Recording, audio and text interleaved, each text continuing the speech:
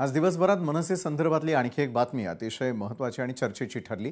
ती म्हणजे मनसे प्रमुख राज ठाकरे यांनी छत्रपती शिवाजी महाराजांच्या गड किल्ल्यांवर उभारलेल्या नमो पर्यटन केंद्राला जोरदार विरोध केलेला आहे। त्यांनी थेट एकनाथ शिंदे यांच्यावर टीका करत विचारलेल्या प्रश्नांनी राजकीय वर्तुळात खळबळ उडवलेली आहे। मला मुख्यमंत्री बनवण्यासाठी किती लाचारी करायची आहे अशी टीका राज ठाकरेंनी केली आहे, ज्यामुळे राजकीय वादळ उभं राहिलं। या नव्या घडामोडींवरती एकनाथ शिंदे पक्षातील काही नेते आता आक्रमक प्रतिक्रिया देत असताना दिसतात। त्यात शिवसेनेचे प्रवक्ते राजू वाघमारेंनी तर चक्क मनसे आणि ठाकरेंच्या शिवसेनेत ती विलीन होणार असल्याचा दावा केलेला आहे। राज ठाकरे यांनी उद्धव ठाकरे यांचं नेतृत्व स्वीकारलेलं असून मनसे पक्ष हा पुढील काळामध्ये काही नव्या राजकीय टप्प्यावर जाण्याचा मार्ग काढत आहे अशी चर्चा वाढली असल्याचं स्वतः डॉक्टर राजू वाघमारे म्हणताना दिसतात। स्वतः डॉक्टर राजू वाघमारे यावेळेला आपल्या सोबत जोडले गेलेले आहेत। डॉक्टर राजू वाघमारे, एक विधान तुमचं दिवसभर चर्चेमध्ये राहिलं आणि ते म्हणजे असं की मनसे आता शिवसेनेमध्ये विलीन होणार आहे। कोणत्या सूत्रांनी तुम्हाला ही माहिती दिलेली आहे? तुमचं प्रेडिक्शन किती खरं किती खोटं? नाही विशालजी, एक गोष्ट लक्षात घ्या की जर तुम्ही आजचा सामनातला फोटो बघाल तर त्या फोटोमध्ये अगदी स्पष्ट दिसतंय की प्रमुख खुर्चीवर आदरणीय उद्धव साहेब ठाकरे बसलेले आहेत आणि त्यांच्या डाव्या बाजूला जिथे बाकीचे सगळे लोक बसतात तिथे आदरणीय राज ठाकरे साहेब बसलेले आहेत। या फोटोकडे बघून स्पष्टपणे लक्षात येतं की नेतृत्व जे आहे ते उद्धव साहेबांचं नेतृत्व मनसेने स्वीकारलेलं दिसतंय।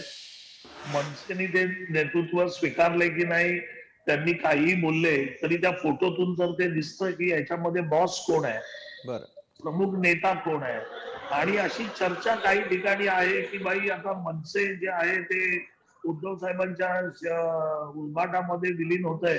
आता ही जी गोष्ट आहे ती मनसेच्या किती मनसैनिकांना आवडणार आहे की त्यांचा नेता, उद्या मी मनसेमध्ये असतो तर माझा नेता बाजूला बसलेला मला आवडलाच नसतं। कारण ज्या पद्धतीने हे दोन्ही नेते समसमान वागतात त्या पद्धतीमध्ये उद्धव साहेबांच्या बाजूला राज साहेबांची खुर्ची पाहिजे होती। शरद पवार साहेब असते तर गोष्ट वेगळी आहे, वयस्कर नेते आहेत, सगळ्यात मोठा नेता आहे। पण हे दोन्ही नेते बसलेले असताना जर एक नेता बाजूच्या खुर्चीवर बसत असेल आणि एक बॉस म्हणून बसत असेल तर याच्यातून महाराष्ट्राला ते चित्र जे आहे ते आज गेलेलं आहे पूर्णपणे की आदरणीय राज साहेबांनी काय त्यांचं नेतृत्व स्वीकारलं का, मनसेच्या सैनिकांना ते पसंत पडेल का। पण अशी पण चर्चा आहे की उद्धव साहेबांच्या सेनेमधली की त्यांना पसंत नाहीये पुष्कळ जणांना की राज ठाकरे बरोबरची जवळीक किंवा राज ठाकरेंनी तिकडे येणं। कारण ज्या मनसैनिकांच्या विरोधात उभाटाचे सैनिक काम करत होते गेली 14 वर्ष शिवसेना एकत्र असताना, आज त्याच मनसैनिकांच्या बरोबर त्यांना जावं लागणार आहे आणि त्याच मनसैनिकांना यांच्या बरोबर यावं लागतंय। त्याच्यामुळे ग्राउंडवर ऑल वेल स्थिती नाहीये, सगळ्यांची आतमध्ये धुसफूस चालू आहे।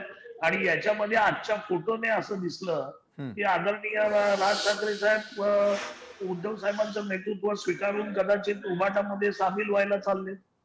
त्याच्यातून आम्ही अर्थ काय काढणार, कारण तो अर्थ तसाच दिसतोय आणि संपूर्ण महाराष्ट्रात त्याची चर्चा चालू आहे। सूत्रांची माहिती पण ती आहे की या धर्तीवर काही बोलणी चालू आहेत का।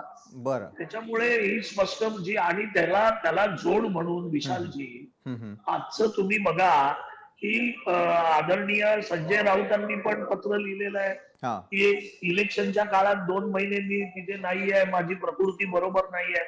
याचा अर्थ काय लावायचा? आजचा सामनातला फोटो बघा, संजय राऊतांची स्टेटमेंट बघा, त्याच्यानंतर ते याच्यातून बाहेर जात आहेत।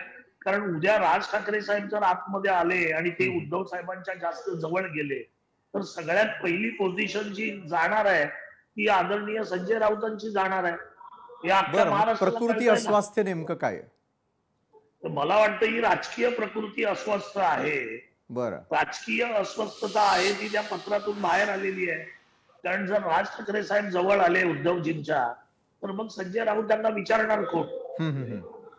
आणि मग आपल्याला जर कोण विचारणार नसेल तर मग हे काय चाललंय? याच्यामुळे संजय राऊतांचं ते पत्र बाहेर आलंय की प्रकृती अस्वास्थ्य।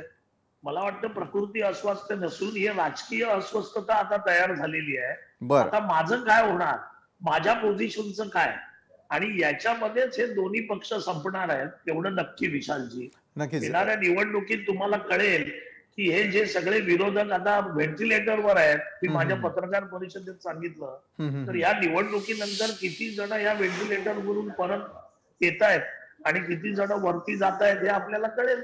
बरं, नक्कीच या सर्व घडामोडींवरती आमचं देखील लक्ष असेल. मात्र धन्यवाद डॉक्टर राजू वाघमारे, तुम्ही आमच्याबरोबर जोडला गेलात आणि या संदर्भात चर्चा केली त्यासाठी.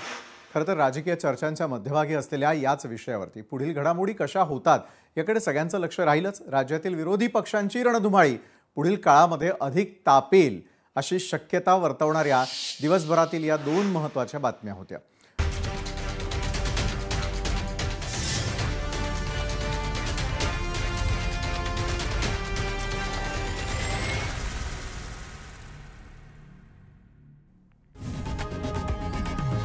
लोकशाही मराठी ऐका, पहा, जागरूक रहा.